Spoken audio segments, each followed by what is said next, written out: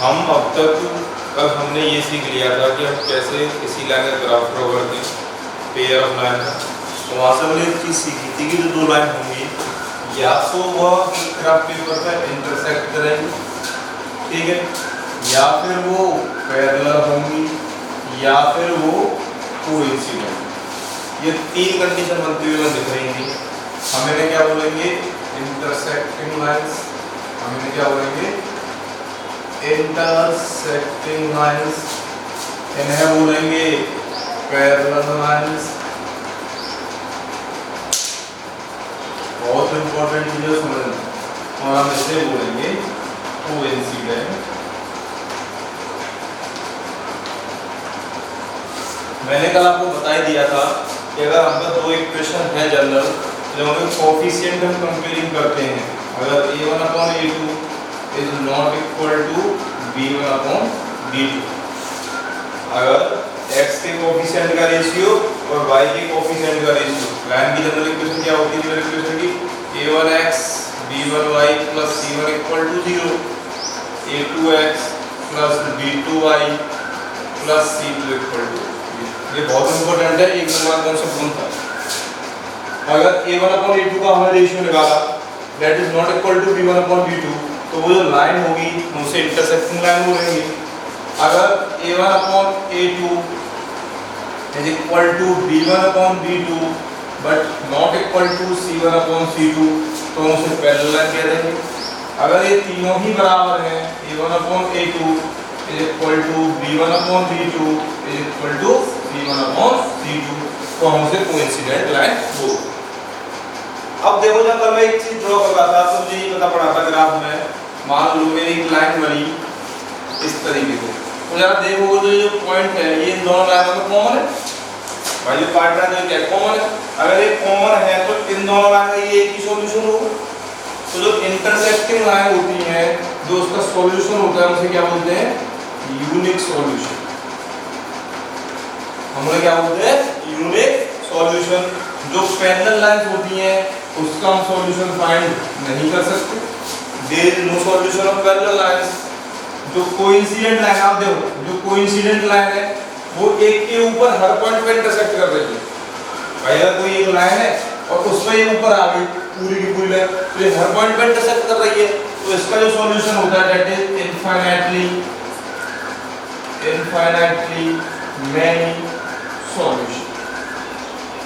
अब देखो यहां से एक चीज समझ में आती है कि इसके सॉल्यूशन तो होंगे, इसके सॉल्यूशन तो होंगे लेकिन बहुत सारे होंगे, तो हम इसलिए से फाइंड नहीं कर पाते। इसका कोई सॉल्यूशन एग्जिस्ट नहीं करता, इसका एक सॉल्यूशन होता है। तो तुम्हारे माइंड में ये चीज आ गई होगी कि हम 3.3, 3.4, 3.5, 3. जितनी भी एक्सरसाइज करेंगे वो केवल इस लाइन के लिए करेंगे। भाई हम सॉल्यूशन किसका फाइंड कर सकते हैं? इसके कोएफिशिएंट का ratio a1/a2 is not equal to b1/b2। भाई उसी का सॉल्यूशन तो यूनिक होता है, तो हम उसी का निकाल लेंगे। कल मैंने एग्जांपल बता ही दिया था। अब एक और चीज आज सीखते हैं, इसका हम सॉल्यूशन नहीं निकाल पाते, है ना? वो लाइन कौन सी हो गई? पैरेलल लाइन हो गई। हम उसके सॉल्यूशन को इनकंसिस्टेंट सॉल्यूशन भी बोलते हैं। क्या बोलते हैं? Inconsistent solution. ठीक है, इसका सॉल्यूशन हम फाइंड कर पा रहे हैं, तो हम इसे क्या बोलेंगे? कंसिस्टेंट। इसका सॉल्यूशन क्या है? बहुत सारा है, ऐसा तो नहीं एग्जिस्ट नहीं कर रहा, तो ये भी क्या कंसिस्टेंट ही है, तो इसका बोलेंगे कंसिस्टेंट। करो इसका स्क्रीनशॉट ले लो। इसका क्या होगा सॉल्यूशन? इसे हम क्या बोलेंगे? Inconsistent pair of lines. भाई इनकंसिस्टेंट पेयर हुआ ना, ये क्या हो जाएगा? Consistent pair of line. और ये भी याद हो, कंसिस्टेंट पेयर ऑफ, यहाँ पे लाइन कह लो या अगर हमारी बात तो चल रही है तो कंसिस्टेंट पेयर ऑफ हम क्या बोल सकते हैं? अगर यहाँ पे लिखना है तो लीनियर इक्वेशंस। तो ये क्या हो जाएगा? Inconsistent pair of linear equations. ये भी क्या हो जाएगा? Linear equation. मुंह से बार-बार लाइन निकल रही है। और ये भी लीनियर अब देखो मैं समराइज कर रहा हूँ कि भाई अगर a1/a2 is not equal to b1/b2, हम पे कोई लाइन की दो इक्वेशन आई, लाइन मुझे पे कोई लीनियर इक्वेशन जो आई उनको मैं क्या देखूंगा, x का रेशियो निकालूंगा और y का रेशियो निकालूंगा, और मैं ये देखूंगा अगर वो बराबर नहीं आ, x का रेशियो x के कोएफिशिएंट का रेशियो, y के कोएफिशिएंट का रेशियो मैंने निकाल के देखा, अगर वो बराबर नहीं है तो इसका मतलब क्या है कि उनका सॉल्यूशन कैसा होगा, यूनिक होगा।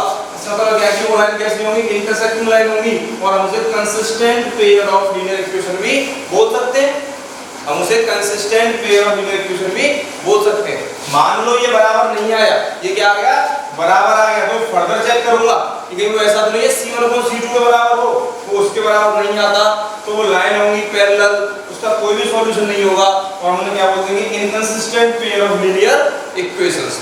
अगर तीनों का ही रेशियो बराबर आ रहा है तो लाइन होगी कोइंसिडेंट लाइन, उसके सॉल्यूशन होंगे बहुत सारे होंगे, इनफाइनाइटली मेनी सॉल्यूशन, और इसको हम क्या बोलेंगे, consistent pair of linear equation. ये जो पूरी टेबल है ये बहुत इंपॉर्टेंट है, आप इसे स्क्रीनशॉट लेके रख लो, इसमें से कोई ना कोई एक नंबर या दो नंबर में आपको जरूर क्वेश्चन मिलेगा अपने पेपर में। मैं एक बार फर्दर रिपीट कर दे रहा हूं, इंटरसेक्टिंग लाइंस हम उसे बोलेंगे जो कोएफिशिएंट ऑफ x का रेशियो और कोएफिशिएंट ऑफ y का रेशियो क्या होगा, बराबर नहीं होगा, उसी लीनियर इक्वेशन के पेयर को क्या बोलेंगे, consistent pair of linear equation बोलेंगे, और उसी का सॉल्यूशन क्या करेगा, एडजस्ट करेगा। यह रेशियो अगर लाइन पैरेलल है तो पहले समझ जाओ उसका कोई सॉल्यूशन एग्जिस्ट नहीं करेगा, a1/a2 is equal to b1/b2 is not equal to c1/c2, हम उसको क्या बोलेंगे, inconsistent pair of linear equations. और यहां पर अगर तीनों ही रेशियो बराबर है तो कोइंसिडेंट लाइन होगी, अब उसका सॉल्यूशन बहुत सारा तो होता है लेकिन हम फाइंड नहीं कर पाते क्योंकि इनफाइनाइटली मेनी सॉल्यूशन, बहुत सारे अनगिनत सॉल्यूशन होंगे, हम फाइंड इसलिए करते हैं केवल जो एक सॉल्यूशन होगा उसके लिए हम फाइंड करते हैं, और इसे क्या बोलते हैं, consistent pair of linear equation. तो हम पे दो consistent pair of linear equation होते हैं, एक तो ये वाली कंडीशन और एक ये वाली कंडीशन, और ये कैसा है, inconsistent pair of linear equation. Screenshot low, very very important. अब देखो हम जो एक्सरसाइज 3.1 में पढ़ा था, हमें उससे समझ में आ गया था कि हम ग्राफ से भी ये बता सकते हैं कौन सी लाइन इंटरसेक्टिंग होंगी, कौन सी लाइन कोइंसिडेंट होंगी, कौन सी लाइन पैरेलल होंगी। लेकिन अब हम यहाँ पे कैसे बता रहे हैं, विदाउट ड्राइंग ग्राफ, हम ग्राफ ड्रॉ नहीं कर रहे, हम क्या कर रहे हैं, हमने पहले क्या किया, उसके कोएफिशिएंट का रेशियो चेक किया, उससे हमें ये पता पड़ गया कि वो बराबर नहीं है तो लाइन कैसी हो गई, इंटरसेक्टिंग हो गई। अगर वो तीनों बराबर है तो लाइन कैसी हो गई, कोइंसिडेंट हो गई, और अगर दो बराबर और एक बराबर नहीं आ रहा तो लाइन कैसी हो गई, पैरेलल लाइंस हो गई। तो अब हम इसी के पूरे इसी पे डिपेंड करके हम पूरी एक्सरसाइज पढ़ेंगे, एक्सरसाइज 3.2। इसमें एक और चीज बड़ी आता है कि अगर वो इंटरसेक्टिंग लाइंस हैं तो इसका मतलब क्या होगा, वो यूनिक सॉल्यूशन होगा उनका सॉल्यूशन कैसा होगा, यूनिक सॉल्यूशन होगा। अगर कोइंसिडेंट लाइन है तो इसका मतलब क्या है कि उनका इनफाइनाइटली मैनी सॉल्यूशन, और जो पैरेलल लाइन है उसका कोई सॉल्यूशन एग्जिस्ट नहीं करता। हम इस सब को क्या बोलते हैं, कंसिस्टेंट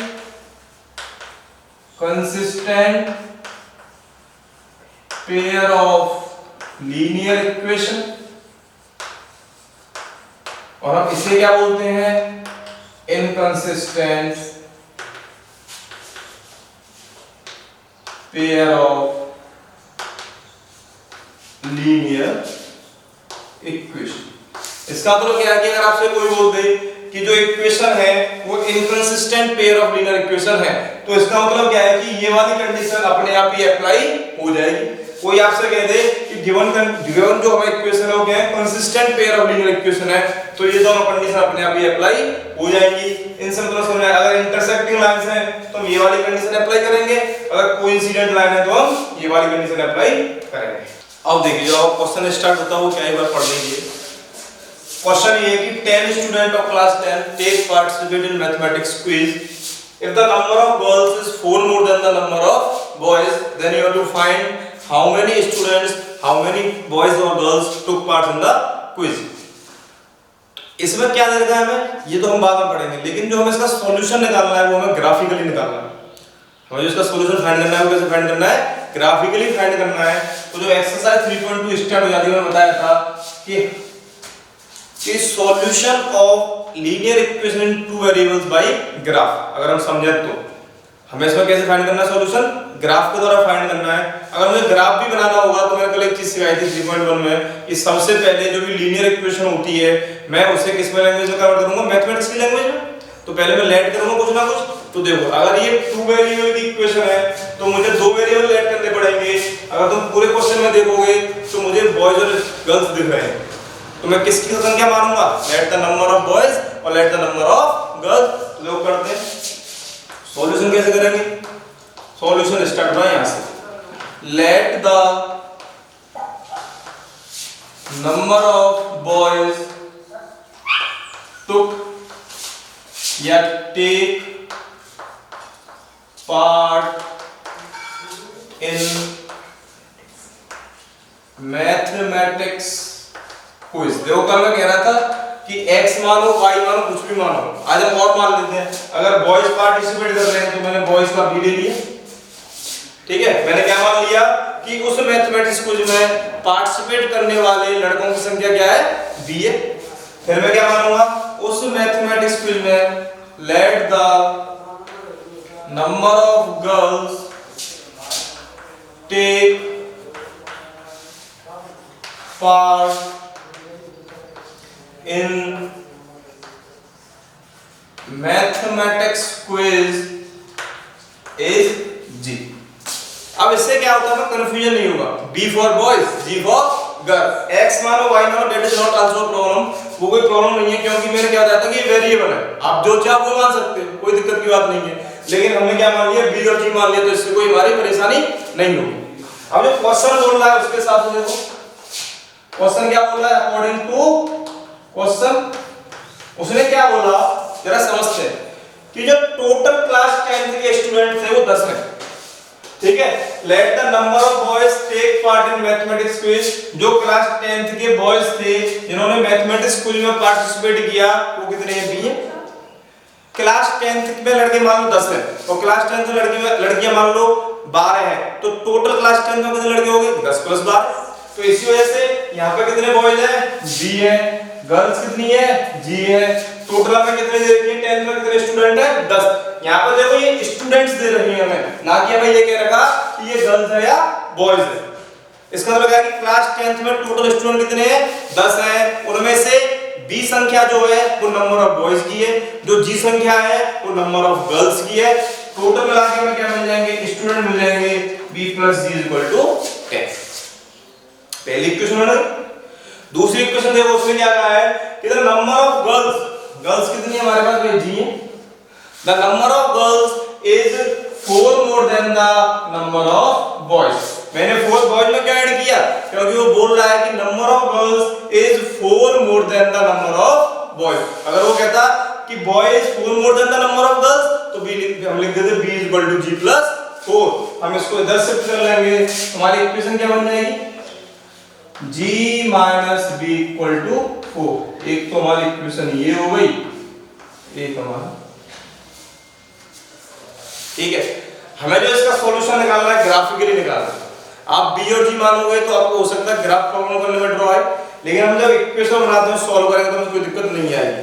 तो हम क्या करते हैं, आपकी सहूलियत के लिए मैं वही कर देता हूं। इससे मैं क्या मान देता हूं, x, इससे मैं क्या मान दूंगा, y। ये केवल मैं इसलिए कर रहा हूं क्योंकि मुझे ग्राफ ड्रॉ करना है, आपको दिक्कत ना आए, नहीं तो अदरवाइज हम B और G से भी सॉल्यूशन कर सकते हैं, कोई दिक्कत की बात नहीं है। यहाँ पे y मान लिया और यहाँ पे x। अब मुझे ग्राफ ड्रॉ करना है इसका, चलो देखते हैं, क्योंकि इसने क्या रखा है कि फाइंड द सॉल्यूशन ग्राफिकली। आपको इसका सॉल्यूशन फाइंड करना है, ग्राफिकली फाइंड करना है। इसका स्क्रीनशॉट ले लो। देखो भाई, मैंने कल एक चीज बड़ी अच्छी बताई थी कि अगर मुझे इसके 2 कोऑर्डिनेट फाइंड करने हैं तो क्या कर लेंगे हम फाइंड। यहाँ पे ज्यादा बड़ी वैल्यू भी नहीं आ रही, x भी ज्यादा बड़ा नहीं है, तो x को एक बार 0 करो तो y की वैल्यू 10 मिल गई, एक बार y को 0 करो तो x की वैल्यू 10 मिल गई। यहाँ पे भी देख लो एक बार x y, एक बार x को 0 किया तो y की वैल्यू 4, एक बार y को 0 किया तो x की वैल्यू -4। x की वैल्यू कितनी आ जाएगी भाई, -4 आ जाएगी। अब मुझे इसका ग्राफ ड्रॉ करके जो इक्वेशन चल रही है वो मुझे इसका फाइंड करना है, सॉल्यूशन फाइंड करना है। यहाँ पे बताइए what is x, the number of boys, what is y, the number of girls. Now I have to find the solution of these equation with the help of graph. चल भाई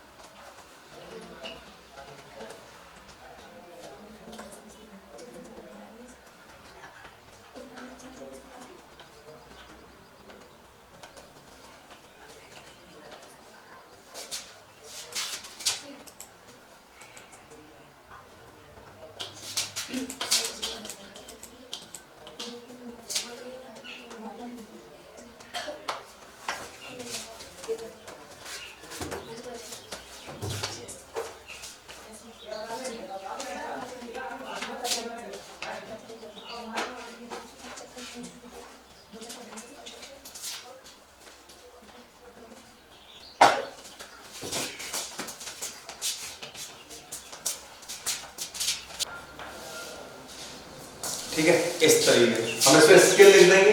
1 Newton हमने क्या लिया, 1 सेंटीमीटर लिया। जो भी हम लेना चाहेगा 1 न्यूटन, मैंने अपने स्केल से जो लिया वो 4 सेंटीमीटर लिया। अब अपने स्केल से देखना जो भी लेना, ठीक है। पहले प्लॉटिंग करते हैं पॉइंट। क्या है भाई, यहाँ पे x एक्सिस 0 0, 10 मतलब कहां पे होती है x 0, y एक्सिस पर, तो ये वाला पॉइंट हो गया। तो ये बात फिर क्या 10 0, तो ये वाला पॉइंट हो गया भाई। जरा अच्छे से देखना, सॉल्यूशन निकालना है तो आपको पता पड़ेगा कैसे सॉल्यूशन हम फाइंड करते हैं।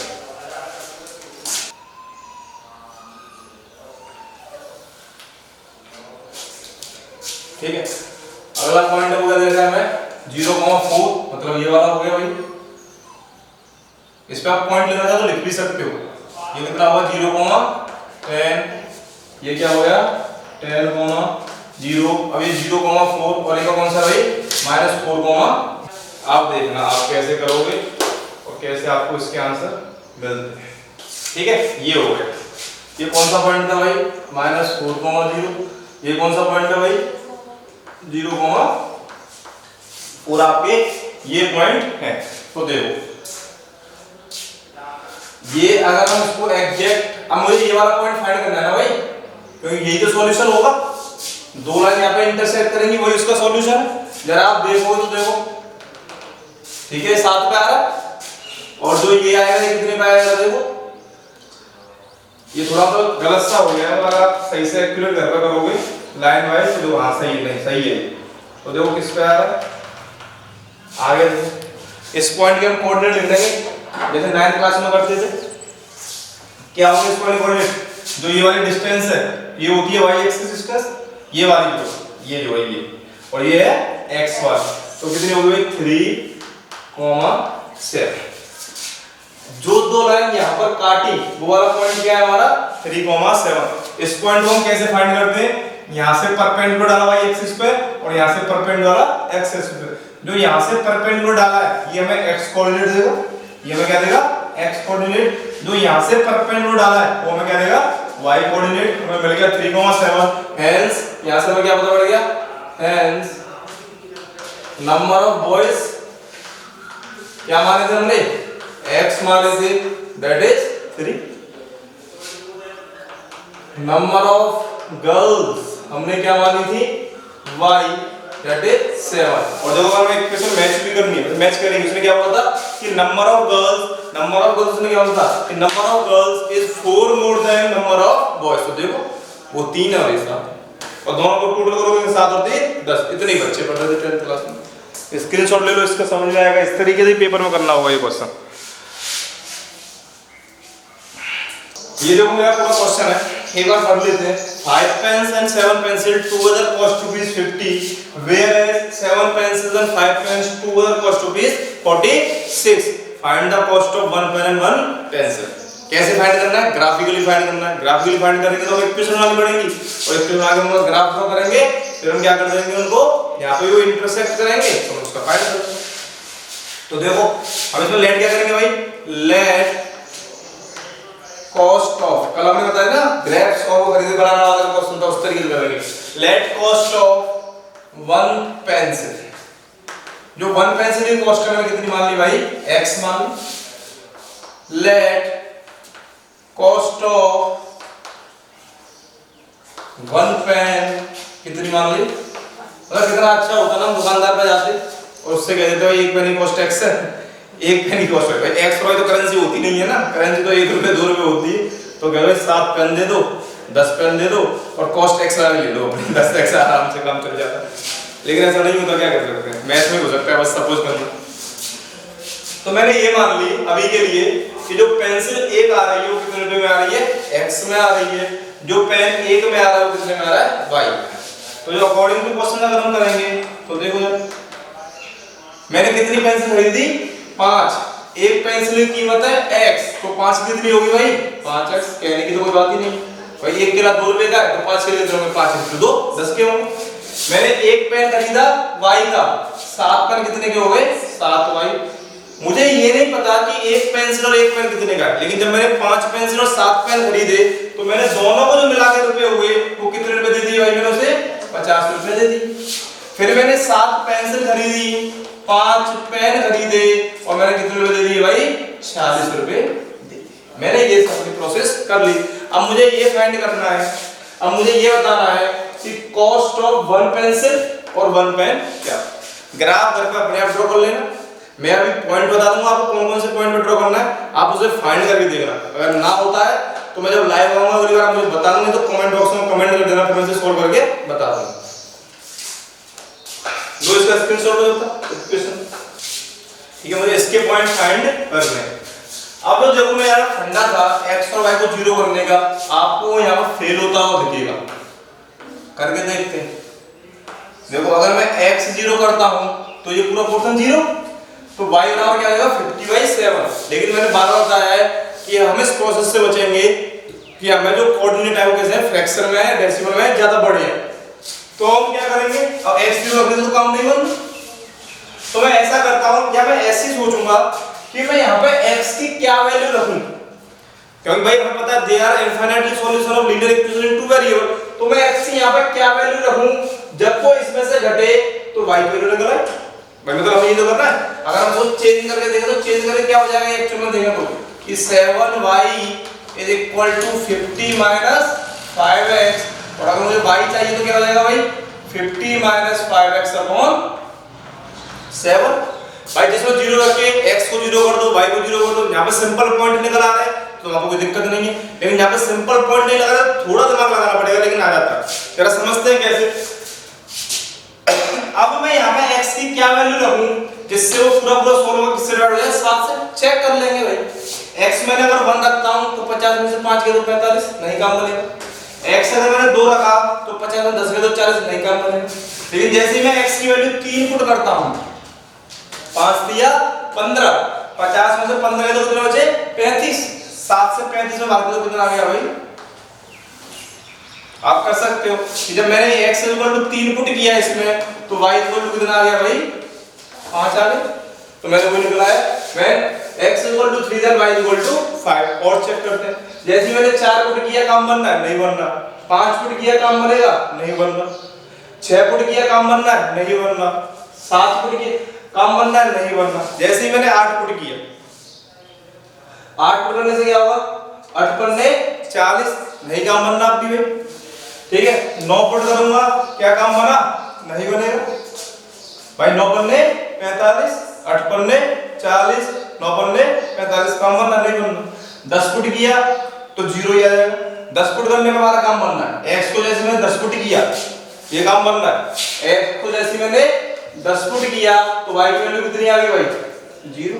तो ये तो काम बनना है हमारा, नहीं पता भाई हमें y 0 मिल गया, तो इसका मतलब क्या कि मुझे y 0 करने पे x की वैल्यू कितनी आ जा रही है 10 आ रही है। तो एक तो कोऑर्डिनेट 0 करने में काम बनेंगे, ऐसे हम इसमें चेक करते हैं, ठीक है। कर लो इसे भी, क्या हो जाएगा भाई 5y is equal to 46 minus 7x और y is equal to 46 minus 7x upon 5, ठीक है। देखो यहाँ पे कुछ भी पुट कर लो, अगर x को 0 पुट करोगे तो y इज इक्वल टू 46/5, तब भी काम नहीं बनना। y को 0 पुट करोगे तो x इज इक्वल टू 46/7, तब भी काम नहीं बनना। तो मैं वैल्यू पुट क्या दे देंगे, जैसे ही मैंने यहाँ पर चेक करना है x की वैल्यू मैंने 3 रखी, कितनी रखी भाई 3। तो देखो 7 या 21 और 46 में से 21 तो कितने बचे 25, और 5 से आप 25 में तो कितना आ गया, x की वैल्यू 3 रखने पे मुझे y की वैल्यू कितनी मिल गई 5 मिल गई। अब जैसे मैंने 4 रखा काम बनेगा नहीं बनेगा, 5 रखा काम बनेगा नहीं बनेगा, आप चेक करना नहीं बनता। 6 रखोगे तब भी काम नहीं बनेगा, 7 रखोगे तब भी काम नहीं बनेगा, 8 रखोगे तब भी काम नहीं बनना। जैसे मैंने 9 रख के देखते हैं, 9 7 63, 46 में से अगर 63 गए तो ठीक है कोई बात नहीं। अगर हम इधर पॉजिटिव में ज्यादा बढ़ा जाए तो माइनस रख के देख सकते हैं। x की वैल्यू मैंने -1 पुट की तो 46 + 7 53 नहीं काम बनेगा। x की वैल्यू मैंने -2 पुट की तो कितना हो जाएगा भाई 46 और 14, 46 14 कितना होता है 60। तो जैसे मैंने x की वैल्यू -2 पुट की तो मुझे y की वैल्यू कितनी मिल गई भाई 12। तो अब मैं इधर जा रहा था, मुझे ज्यादा बड़ा दिख रहा था तो मैंने भाई माइनस में वैल्यू ले ली, मेरा काम बनेगा। ठीक है, तो इससे मुझे क्या पता पड़ा कि मुझे ये वाला पॉइंट प्लॉट करना है और मुझे ये वाले पॉइंट प्लॉट करने हैं। चलो मैं ही करा देता हूं, तुम क्या घर पे करोगे, इससे तुम्हें पता पड़ जाएगा कि क्वेश्चन कैसे सॉल्व होता है। अभी देखो कर लेते हैं।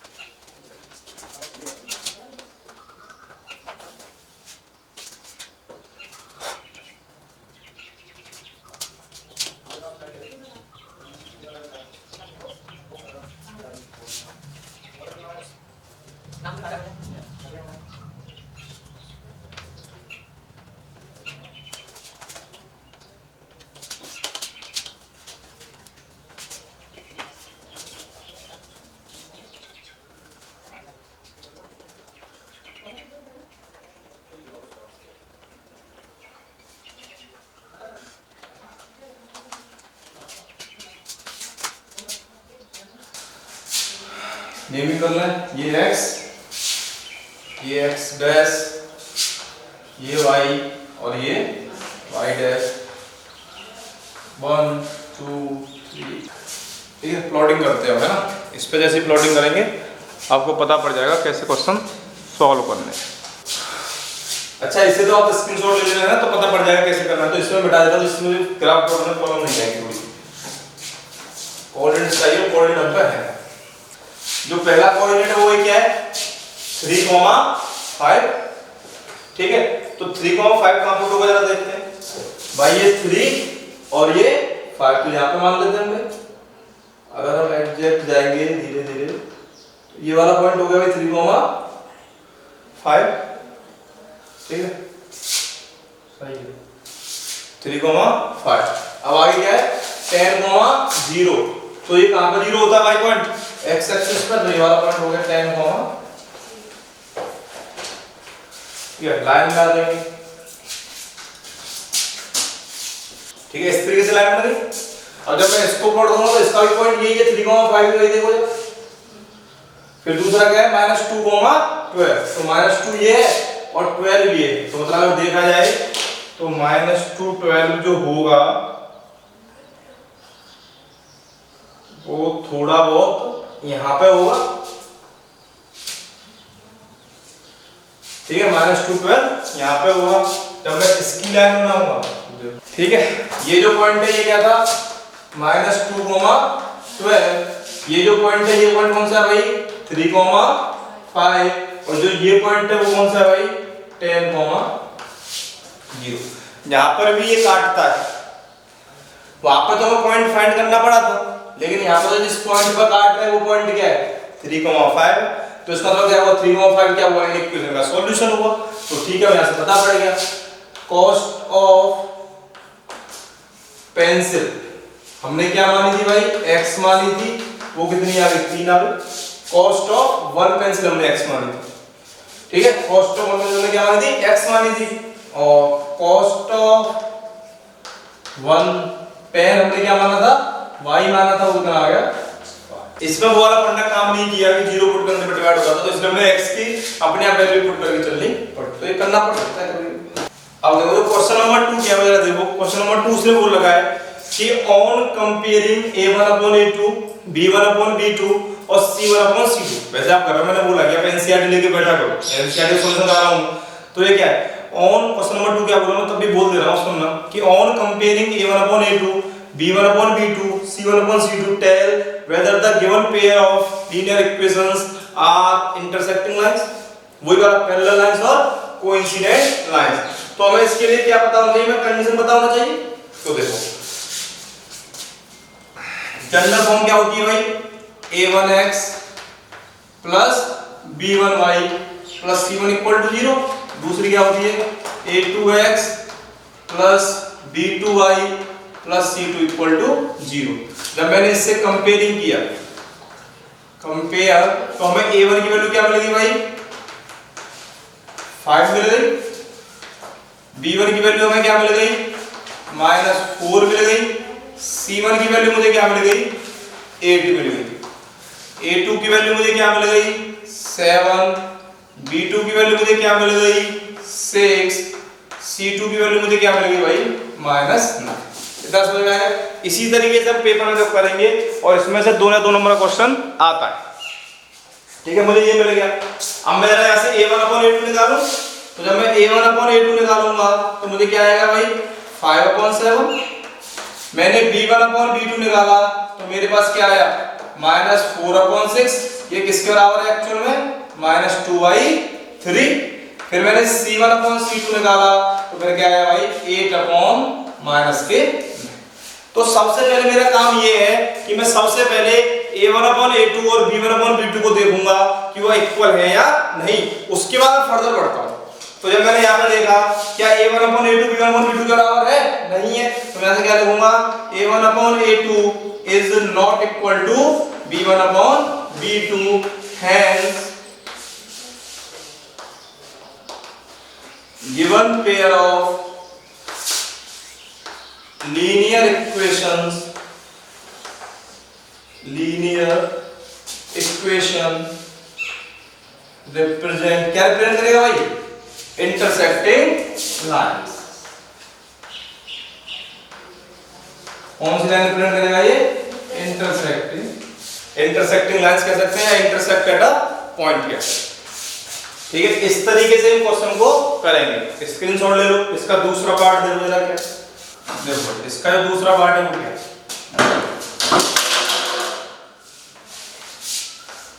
9x plus 3y plus 12 equal to 0, 18x plus 6y plus 24 equal to 0। तो देखो हम वही करेंगे। सबसे पहले हमें क्या करना है, हमें कंपेयरिंग करनी है। हम कंपेयरिंग करते हैं, जब हम कंपेयरिंग करेंगे तो क्या होगा, जब हमें कंपेयरिंग करनी है तो हम सबसे पहले a1 की वैल्यू निकालेंगे। हम सबसे पहले किसकी वैल्यू निकालेंगे a1 की वैल्यू निकालेंगे। तो a1 की वैल्यू यहां से कंपेयर होकर क्या आ रही है भाई 9, b1 की कंपेयर होकर क्या आ रही है भाई 3, c1 की कंपेयर होकर क्या आ रही है 12, a2 की कंपेयर होकर क्या आ रही है 18, b2 की कंपेयर होकर क्या आ रही है 6, c2 की कंपेयर होकर क्या आ रही है 24। जरा देखो a1/a2 क्या आएगा भाई 9/18, ये भी कट गया तो क्या आ गया 1/2। जो b1/b2 है वो निकाल के देगा तो क्या आया 3/6, ये भी कट गया तो कितने बराबर आ गया 1/2। c1/c2 मैंने निकाल के देगा तो कितना आया 12/24, ये भी कट गया अपने आप से कितना आ गया 1/2। तो मैंने यहां से क्या देखा कि a1/a2 is equal to b1/b2 is also equal to c1/c2। तो ये सब चीजें बराबर आ गई रेशियो, तो इसका मतलब क्या है hence given pair of equation represent coincident। ऐसे देखोगे तो आपको 2 नंबर पक्के मिलेंगे। इसी तरीके से करने होते हैं क्वेश्चन। जल्दी स्क्रीनशॉट लो, अपनी एक अच्छी सी कॉपी बना लो, उसमें करते रहो। अच्छी एक्सरसाइज है, अच्छा चैप्टर अगर करोगे तो अच्छा इसमें टाइम लगता है। Question number second third part क्या है Raju? 6x minus 3y plus 10 equal to 0 और 2x माइनस y प्लस, करो कंपेयरिंग।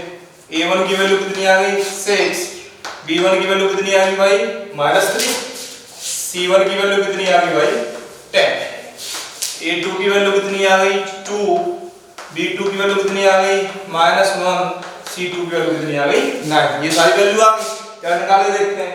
a1 अपॉन a2 कितना आ गया जरा देखो, a1 upon a2 is equal to 6 upon 2 that is in actual 3 upon 1। b1 upon b2 अगर हमने निकाल के देखा तो -3 upon -1 that is equal to 3 upon 1। c1 upon c2 हमने देखा तो कितना आ रहा है भाई 10 अपॉन। जब हम यहां से देखते हैं तो हमें क्या मिला, a1 upon a2 is not equal to b1 upon b2, sorry is equal to b1 upon b2 is not equal to c1 upon c2। तो इसका मतलब क्या हुआ, hence given pair of linear equation represent, क्या represent करता है parallel. अगर आपको ये सब क्लियर हो जाएगा तो आपकी एक्सरसाइज आसान बन जाएगी। लो स्क्रीनशॉट इसका।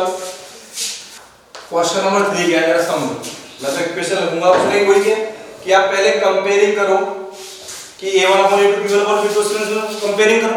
On comparing the ratio a1 upon a2 b1 upon b2 c1। अब उसने क्या कह दिया, whether the lines are consistent और इनकंसिस्टेंट। तो हम किन लाइन को कंसिस्टेंट कहेंगे, हम कहेंगे इंटरसेक्टिंग लाइंस को कंसिस्टेंट और साथ साथ किसको बोलेंगे भाई कोइंसिडेंट लाइन को कंसिस्टेंट बोलेंगे। हम पैरेलल लाइंस को क्या बोलेंगे इनकंसिस्टेंट लाइन। तो ठीक है, क्या समझते हैं इसने क्या बोला। हमें पहली इक्वेशन क्या दी थी भाई इसने 3x plus 2y equal to 5 और 2x minus 3y equal to 7। ठीक है, देखो आप कुछ भी कर सकते हो। पहले आप तो जनरल फॉर्म में चेंज कर लो जो स्टैंडर्ड फॉर्म होती है। क्या करोगे 5 को इधर शिफ्ट कर लो या आप डायरेक्टली कंपेयरिंग कर सकते हो, कोई दिक्कत की बात नहीं। लेकिन हमें जनरल फॉर्म से कंपेयरिंग करना है तो जो ये वाली इक्वेशन एक्चुअल में क्या हो जाएगी भाई 3x plus 2y minus 5 equal to 0। जो ये वाली इक्वेशन क्या हो जाएगी 2x minus 3y minus 7 equal to 0। अगर ये दोनों बराबर में दे रखे हैं तो आप डायरेक्ट कंपेयर कर लो तो कोई दिक्कत नहीं है। लेकिन अगर हम स्टेप बाय स्टेप चलेंगे तो ये अच्छा है कि आप पहले सबको कांस्टेंट को इधर शिफ्ट कर दो। फिर हम कंपेयर कैसे करेंगे, कंपेयर विद, किससे कंपेयर करना भाई a1x plus b1y plus c1 equal to 0, a2x plus b2y plus c2 equal to 0। जब हमने कंपेयर किया a1 की वैल्यू आई 3, b1 की वैल्यू आई 2, c1 की वैल्यू आई -5, a2 की वैल्यू आई 2, d2 की वैल्यू आई -3, c2 की वैल्यू आई -7। हमने जब a1 अपॉन a2 निकालने गए तो हमें क्या मिला भाई 3 अपॉन 2। हमने b1 अपॉन b2 निकाला तो हमें क्या मिला भाई 2 upon -3 that is actual -2 upon 3। फिर हमने c1 अपॉन c2 निकाला तो -5 अपॉन -7 माइनस से minus cancel that is 5 upon 6। जब हमने फिर इनका रेशियो देखा तो हमें पता चला कि a1 upon a2 is not equal to, पहले हम इन दोनों का रेशियो देखते हैं जब हम आगे फर्दर बढ़ते हैं। तो जब हमें पता पड़ा कि a1 upon a2 is not equal to b1 upon b2 तो इसका मतलब क्या है, since the given pair of equation of linear equation, क्या लिख सकते हैं since the given pair of linear equation is consistent. कैसा भाई कंसिस्टेंट पेयर ऑफ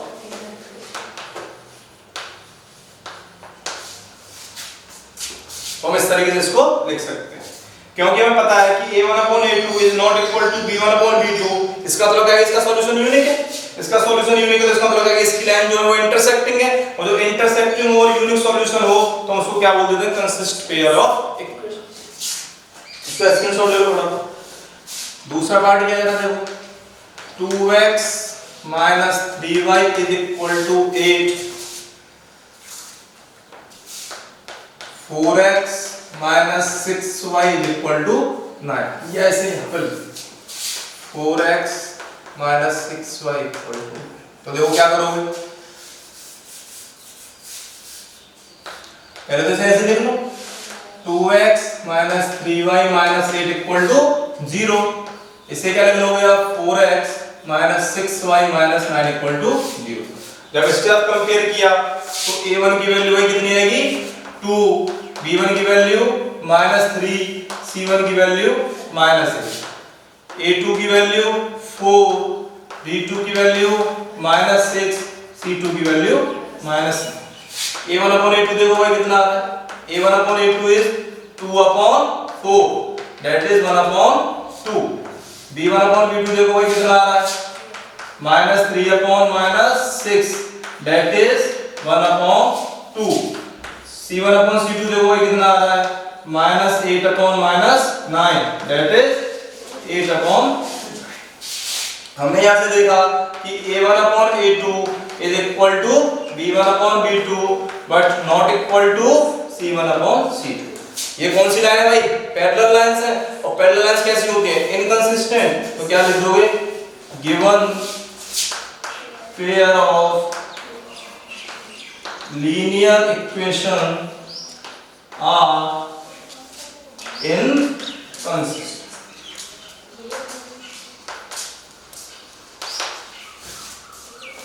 स्क्रीनशॉट लो फटाफट। और जो थर्ड क्वेश्चन है देखोगे 3/2x plus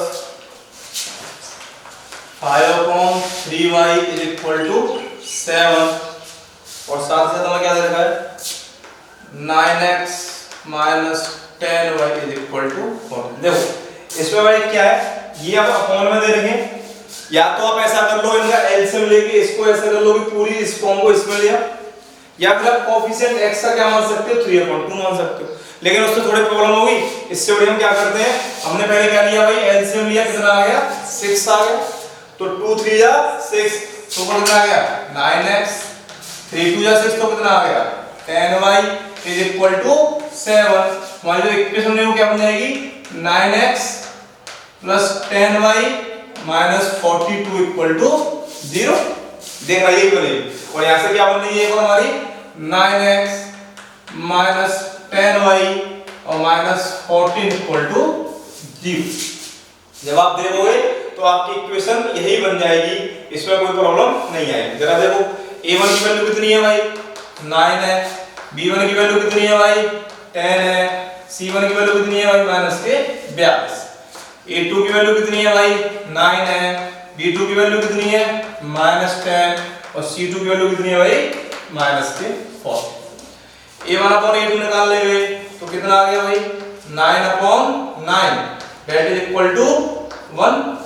b1/b2 निकाल लेंगे तो ये कितना आ गया भाई 10/-10, that is equal to -1।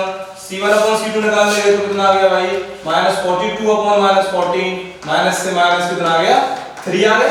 इतना हमने कर लिया, a1/a2 is 1, b1/b2 is -1, c1/c2 is 3। तो आप यहां से देखोगे कि जो a1/a2 है वही आ रहा है नॉट इक्वल टू b1/b2, क्योंकि a1/a2 की वैल्यू कितनी है 1 है, b1/b2 की वैल्यू कितनी है -1, तो ये इक्वल हो गया। इसका मतलब क्या है, hence given pair of linear equation are consistent. बस ये ध्यान रखो कि इनकंसिस्टेंट केवल पैरेलल वाला होगा, और पैरेलल वाली कंडीशन क्या है a1/a2 equal to b1/b2 is not equal to c1/c2। उसके अलावा जितने भी पेयर है वो कैसे होंगे, कंसिस्टेंट होंगे। निकाल उसका। तो यहां से हमें नई चीज सीखने को क्या मिली कि जब भी कोफिशिएंट फ्रैक्शन में है तो आप क्या करोगे, एलसीएम लोगे और उसको एक सिंपल फॉर्म में लेके आ जाओगे।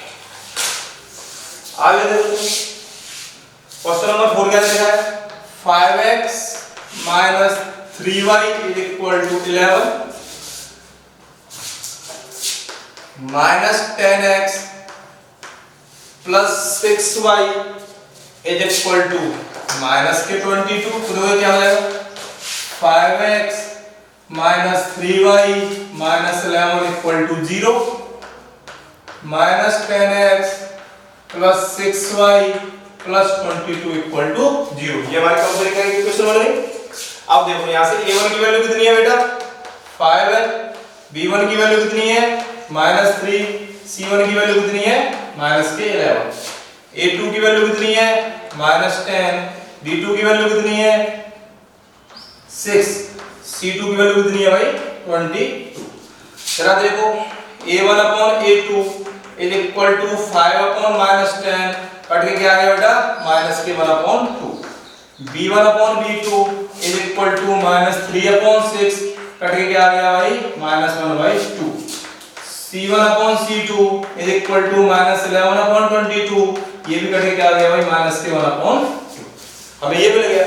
जब हमने यहां से देखा कि a1 अपॉन a2 भी इक्वल है b1 अपॉन b2, ये भी इक्वल है c1 अपॉन c2, इसका मतलब क्या हुआ, hence given pair of